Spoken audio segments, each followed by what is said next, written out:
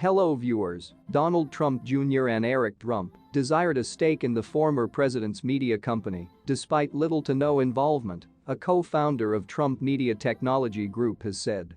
Speaking to the Washington Post, Will Wilkerson outlined infighting and possibly unlawful actions at the company. As we go ahead with this video, please take a minute of your precious time to hit the subscribe button and notification bell for latest updates from us. They were coming in and asking for a handout, he said, related to the president's sons. They had no bearing in this company, and they were taking equity away from hard-working individuals. The Washington Post posted a story rife with knowingly false and defamatory statements and other concocted psychodramas, the Trump Media and Technology Group said in a statement, according to Insider. A PC log concerning the daily activities of the organization put together by the co-founders states that they were recommended that Mr. Trump Jr. needs a bedtime story and some love.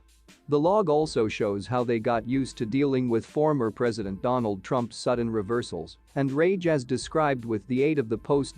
President Trump calls me in morning to yell at me because Don Jr. is upset, the log said on 23 September 2021. Don Jr. calls Wes and yells at him, it states on 24 September 2021, in reference to co-founder Wes Moss. On 12 October last year, the log says that Mr. Trump calls in loopy mood and he tries to renegotiate the entire deal. Don Jr. walks in room and wants to get paid on 30 October, the log says Mr. Trump is pissed. Mr. Trump forced Truth Social executives to hand over their shares in his right-wing social media platform to former First Lady Melania Trump, according to Mr. Wilkerson. He was one of the first personnel of Trump Media Technology Group, and now he also claims that the former president called co-founder Andy Litinsky in a Florida coffee store and made the demand of him. The Washington Post says that Mr. Trump made the request, which was worth millions of dollars, regardless of having already been given 90% of the company's shares. Mr. Wilkerson says that Mr. Litinsky refused, telling the former president that the gift would have meant a large tax bill he couldn't pay. Trump didn't care.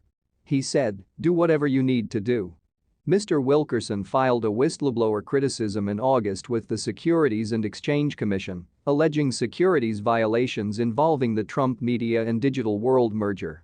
Mr. Litinsky, who first met Mr. Trump as a contestant on The Apprentice TV show in 2004, was removed 5 months after the alleged incident took place, with Mr. Wilkerson telling the newspaper that it was payback.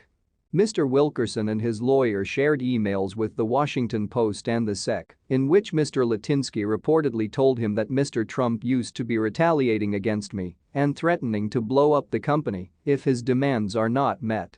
The Post says that Mr. Wilkerson was once fired from his job as a senior vice president of operations at the company after he spoke to the newspaper. Mr. Trump was forced to set up his very own social media network after he was banned from Facebook and Twitter in the wake of the January 6 insurrection, with the aid of his supporters. The planned merger between Truth Social's parent Trump Media Technology Group and blank check company Digital World Acquisition Corporation is presently under investigation by the SEC. What is your take on this video? Please drop your comments below and thanks for